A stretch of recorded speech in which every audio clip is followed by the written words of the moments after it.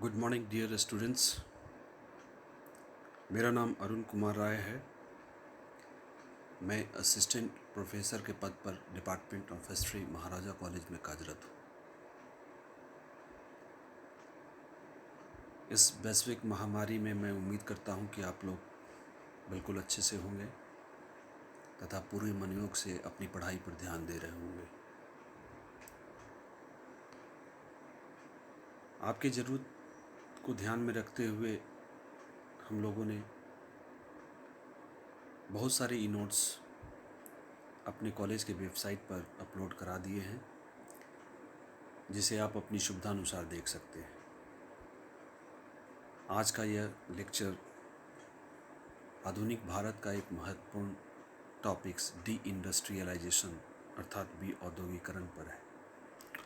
इसे UG part 3 paper 6 के अंतर्गत ब्रिटिश इकोनॉमिक पॉलिसी के तहत पढ़ना है। इस टॉपिक्स में हम लोग यह जानने की कोशिश करेंगे कि औद्योगिकरण है क्या, किन कारणों से यह औपनिवेशिक भारत में घटित हुई, इस पर कौन से डिबेट हैं साम्राज्यवादी इतिहासकारों तथा भारतीय राष्ट्रवादी आर्थिक मीमांसकारों के बीच, साथ ही इसके क्या परिणाम हुए। सुविधा के लिए मैं इसे 2 वीडियो लेक्चर में बांटूंगा, जिसका प्रथम भाग आज प्रस्तुत है। सबसे पहले हम लोग यह जानने की कोशिश करते हैं कि औद्योगिकरण है क्या। What is de industrialization. यह एक ऐसी प्रक्रिया है जिसमें नेशनल इनकम में उद्योग क्षेत्र की हिस्सेदारी तथा इसमें कार्यशील जनसंख्या में कमी आती है। औपनिवेशिक भारत में यह प्रक्रिया स्पष्टतः विदेशी शासन के राजनीतिक दबाव एवं प्रशासनिक कसाव का नतीजा था। Political pressure and administrative influence, इसको हम लोग समझने की कोशिश करेंगे जगह जगह पर, जिसने भारतीय हस्तशिल्प उद्योगों एवं उनसे जुड़े लोगों की कमर तोड़ दी। ब्रिटिश अधिकारियों और उनके समर्थकों ने औद्योगिकरण को पूंजीवादी रूपांतरण की कीमत के रूप में देखा। उनका कहना है कि हस्तशिल्प उद्योग प्राक पूंजीवादी उत्पादन प्रणाली से जुड़ा होता है एवं पूंजीवादी परिवर्तन के क्रम में उसका टूटना अवश्यंभावी होता है, जैसा कि इंग्लैंड एवं अन्य यूरोपीय देशों में हुआ। यानी हमारे यहाँ जो औद्योगिकरण की प्रक्रिया हुई, इसको अंग्रेज़ों ने औद्योगिकरण की यह जो प्रक्रिया है, इसको उन्होंने पूंजीवादी रूपांतरण की कीमत के तौर पर देखा। किंतु इनकी बात को यदि हम सही भी माने तो इंग्लैंड में औद्योगिक क्रांति के पश्चात हस्तशिल्प उद्योगों के पतन से उत्पन्न संकट को एक बड़ी सीमा तक कारखानों वाले उद्योग से उत्पन्न रोजगार एवं आय के साधनों से हो गई थी। यानी वहाँ जो इंडस्ट्रियल रेवोल्यूशन हुआ, उसमें जो decline of small scale industry, cottage industry हुई, उसमें जो काम करने वाले लोग थे उनको बड़े बड़े कारखानों में काम देकर उनको वैकल्पिक रोजगार मुहैया करा के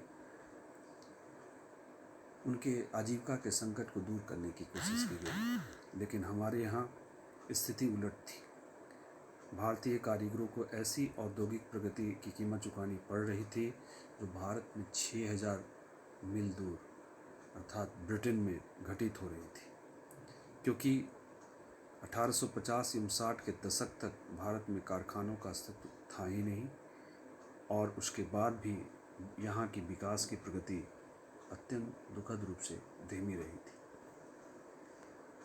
ऐसी बात नहीं है कि यह जो औद्योगिकरण की प्रक्रिया है या अंग्रेजों के आगमन के साथ ही शुरू हुई।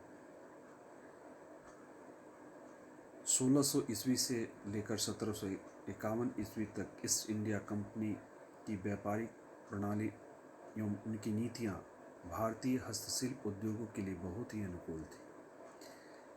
लेकिन जैसे ही बंगाल में अंग्रेजी शासन की स्थापना हो जाती है, उनके नीतियों में बदलाव आना शुरू हो जाता है और भारतीय हस्तशिल्प उद्योग को क्षति पहुंचनी शुरू हो जाती है।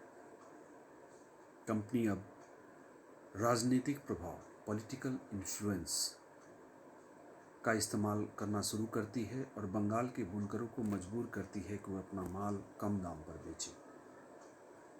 यहाँ तक कि कई बार उन्हें क्रय मूल्य से भी कम दाम पर बेचने हेतु मजबूर किया जाता।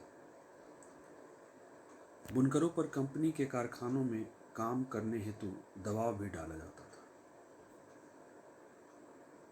इस दबाव को प्रभावी बनाने हेतु कंपनी ने एक विशेष प्रथा चलाई जिसको हम लोग ददनी प्रथा कहते हैं। इसके अंतर्गत जुलाहों को निश्चित तिथि पर, निश्चित परिमाण में, निश्चित मूल्य पर कपड़ा देना होता था। कंपनी द्वारा तय की गई दरें बाजार में प्रचलित भाव से काफ़ी कम होता था, जिससे बुनकरों को घाटा सहना पड़ता था। इसके अतिरिक्त कंपनी के नौकरों ने कच्चे सूत की बिक्री पर एकाधिकार कायम कर लिया और पुनः इसे बहुत ही ऊंचे मूल्य पर भारतीय हस्तशिल्पकारों को बेचते तथा इनके द्वारा निर्मित मालों को कम कीमत पर खरीदते। इस तरह से देखते हैं कि भारतीय हस्तशिल्पकार खरीदने तथा बेचने दोनों के मामलों में मजबूर हो जाते हैं।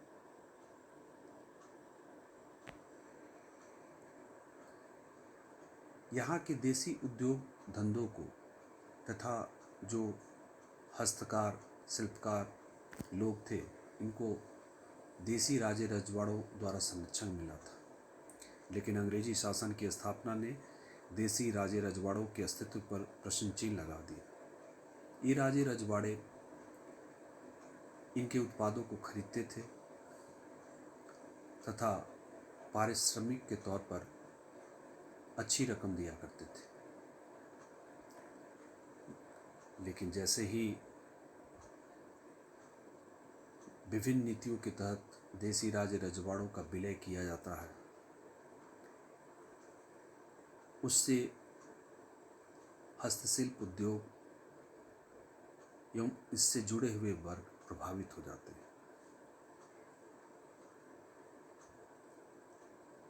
या यूँ कहें कि ये जो राजे रजवाड़े थे, भारतीय हस्तशिल्प उद्योग के सबसे बड़े खरीदार एवं संरक्षक थे और ब्रिटिश सर्वोच्चता में आकर इनकी स्थिति ऐसी नहीं रह जाती है कि ये इन उद्योगों को प्रश्रय देते।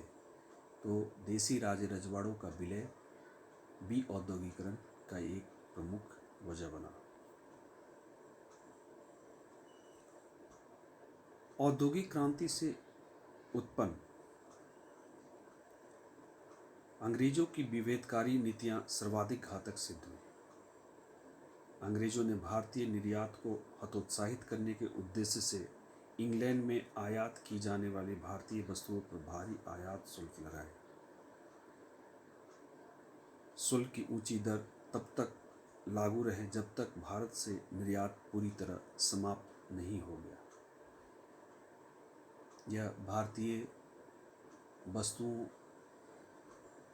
के आयात को हतोत्साहित करने का तरीका था। इसके अलावा हम देखते हैं कि औद्योगिक क्रांति के पश्चात जो वहाँ के नवोदित पूंजीपति वर्ग थे, जिनके पास धन संचय होने लगा था, वे लोग वहाँ की सरकार पर दबाव बनाने लगे कि भारतीय व्यापार में उनकी भी भागीदारी सुनिश्चित किया जाए। और इसी क्रम में 1813 का चार्टर एक्ट पारित होता है। इस एक्ट के जरिए भारत में मुक्त व्यापार प्रणाली को लागू किया जाता है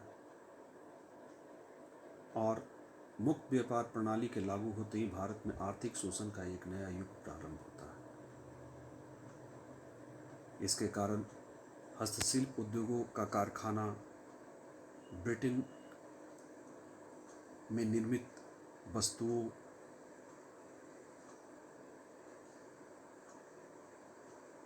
से पट जाता है और इस लिहाज से हम देखते हैं कि इस प्रतियोगिता में भारतीय हस्तशिल्प उद्योगों को टिक पाना असंभव हो जाता है। एक तरह से देखा जाए तो यह सूती कपड़ों के घर में मानो सूती कपड़े की भरमार कर दी गई हो, और इस तरह से भारतीय हस्तशिल्प उद्योग का आंतरिक बाजार को भी नष्ट कर दिया जाता है। इस औद्योगिकरण की प्रक्रिया को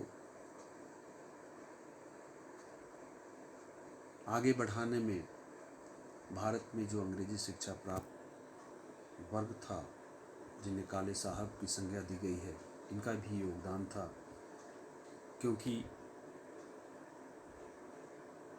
आधुनिकतावश इनको ब्रिटिश वस्तुएं ही अच्छी लगती थी।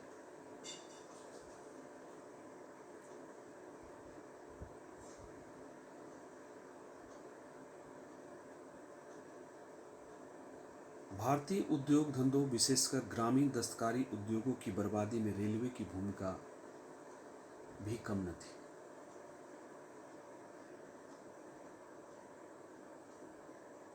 इसके द्वारा ब्रिटिश विनिर्मित वस्तुओं को देश के सुदूरवर्ती गांव में पहुंचाने तथा परंपरागत उद्योगों की जड़ खोदने में मदद मिलता है। अंग्रेज लोग रेलवे का निर्माण इस तरह से किए थे, उनकी पटरियों को इस तरह से बिछाया गया था ताकि सैन्य आवागमन में उन्हें मदद मिले ही साथ ही साथ देश में जो कच्चे माल हैं, भारत में जो कच्चे माल थे जिनकी ज़रूरत ब्रिटेन के औद्योगिक क्षेत्र में थी, उसकी पहुंच सुलभता से हो। अर्थात पटरी इस तरह से बिछाया गया था कि सुदूरवर्ती गांव को नज़दीकी बंदरगाह से जोड़ा गया था। इस तरह से देखते हैं कि भारतीय रेल ब्रिटिश निर्मित जो वस्तुएं थी उसको भारत के सुदूरवर्ती गांवों तक पहुंचाने में महत्वपूर्ण भूमिका अदा की। और तभी अमेरिकी लेखक D.H. बुकानन ने लिखा है कि अलग थलग रहने वाली स्वावलंबी गांव के इस कवच को इस्पात की रेल ने भेद दिया तथा उसकी प्राण शक्ति को छीन कर दिया। आज हम लोग औद्योगिकरण के कारणों को समझें, कल इसके प्रभाव को जानने की कोशिश करेंगे। धन्यवाद।